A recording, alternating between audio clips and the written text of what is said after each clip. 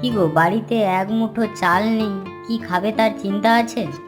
সকালে বাজার গিয়েছিলাম, কেউ তো আর বাকিতে বাজার দিতে চায় না। সবাই বলে তোমার ছেলে শহরে বড় চাকরি করে, সে টাকা পাঠায় না। ছেলের নাম আর নিও না, শেষ কবে ওর গলা শুনেছি মনে নেই। ছোটবেলায় ওর যখন জ্বর হতো তুমি মাথার ঘাম পায়ে ফেলে ডাক্তার ডেকে আনতে, আর আজ আমরা বেঁচে আছি কি না সেটা জানার ওর সময় নেই। থাক ওসব কথা, বড় চাকরি করে হয়তো খুব ব্যস্ত থাকে। আমরা গরিব মানুষ, আমাদের কথা মনে রাখা কি আর ওর সাজে? প্রতিদিন বিকালে দরজার দিকে তাকিয়ে থাকি, মনে হয় ওই বুঝি রবিন এসে ডাক দিল, মা বড্ড খিদে পেয়েছে, কিছু খেতে দাও। তারপর ভুল ভেঙে মনে পড়ে সে এখন অনেক বড় মানুষ, তার মায়ের হাতে রুটি কি আর মুখে রুচবে? ওরে দোষ দিও না গিন্নি, আমরা তো ওর শেকড়। আর ও এখন শহরে আকাশ ছোঁয়া গাছ। শেকড় মাটির নিচে অন্ধকারে পড়ে থাকে, ওটা কেউ দেখতে পায় না। ও সুখে থাকলেই আমাদের অন্ধকার সার্থক। পরের দিন সকালে বৃদ্ধ মানুষটি বাজারের দিকে রওনা হয়, কিন্তু কিছুক্ষণ হাঁটার পর তার শরীর দুর্বল হয়ে পড়ে এবং তিনি একটা গাছের নিচে বসে পড়ে। সেই সময় বৃদ্ধ মানুষটির সাথে দেখা হয় সেই গ্রামের চতুর চালাক ছেলে পিন্টুর সাথে। আরে দাদু, আপনি এখানে বসে কেন? শরীর কি খুব খারাপ? শরীর তো আর আগের মতো নেই রে পিন্টু, একটু হাঁটলেই বুকটা ধড়ফড় করে। এই ব্যাগটা খালি, তাও বড্ড ভারী লাগছে। আপনার ছেলে কি এবারও আসেনি? অন্তত কিছু টাকা তো পাঠাতে পারতো।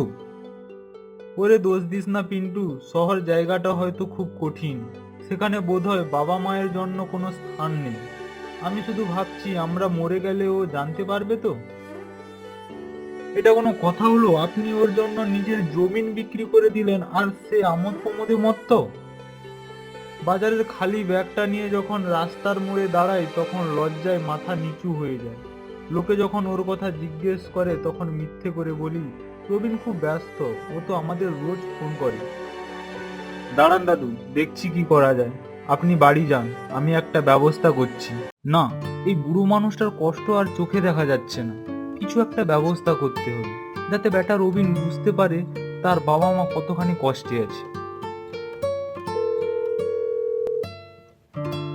হ্যালো রবিন ভাইয়া, আমি গ্রাম থেকে পিন্টু বলছি। জলদি বাড়িতে আসেন, একটা বিশাল ব্যাপার হয়ে গেছে।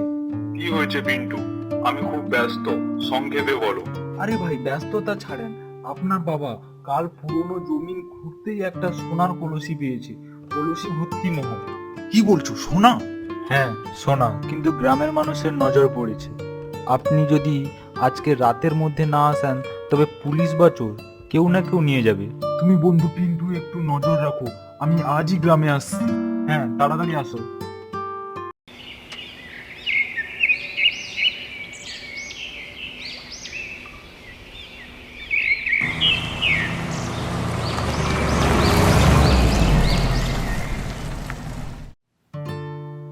মা, বাবা, তোমরা ভালো আছো তো?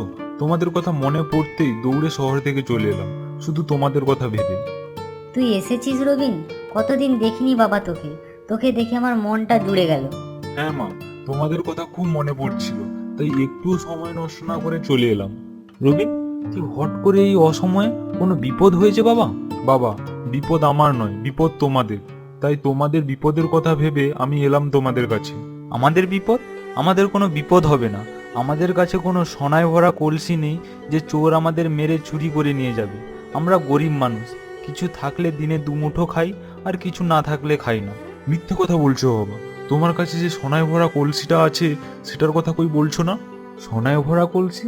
তোর কোথাও ভুল হচ্ছে বাবা, আমাদের কাছে কোনো কলসি নেই। হ্যাঁ বাবা রবিন, তোর বাবা ঠিক কথাই বলছে, আমাদের কাছে কোনো কলসি নেই। তোমরা দুজনেই মিথ্যে বলছো। পিন্টু বলল তোমরা সোনায় ভরা কলসি পেয়েছো, আমি তো পিন্টুর কথা শুনেই দৌড়ে এলাম। ও, তুই তাহলে সোনার জন্য এসেছিস, আমাদের জন্য নয়? তুই ফিরে যা বাবা রবিন, আমাদের কাছে কোনো সোনা নেই। বেটা রবিন তাহলে কি আমাকে মিথ্যা বললো? না রবিন ভাই, আমি কোনো মিথ্যা বলিনি। তোমার বাড়িতে সত্যি সোনা আছে, তুমি সেটা দেখতে পাচ্ছ না। কোথায় সোনা? আমি তো কোনো সোনা দেখতে পাচ্ছি না, আর বাবা বলছে কোনো সোনা নেই। সোনাটা হচ্ছে তোমার বাবা মা, যে বাবা মা নিজেদেরকে অন্ধকারে রেখে তোমাকে আলোর মুখ দেখিয়েছে। তাকিয়ে দেখো রবিন ভাই, আজ কি অবস্থা তাদের। ছেঁড়া কাপড় পরে থাকে, দিনে 2 মুঠো ভাত খেতে পায় না। বাবা, মা, আমায় ক্ষমা করে দাও। আমি ভুলে গিয়েছিলাম আমার সাফল্যের একমাত্র কারণ তোমরা। সোনা কোনো কলসিতে থাকে না রবিন ভাই, সোনা থাকে বাবা মায়ের আশীর্বাদে।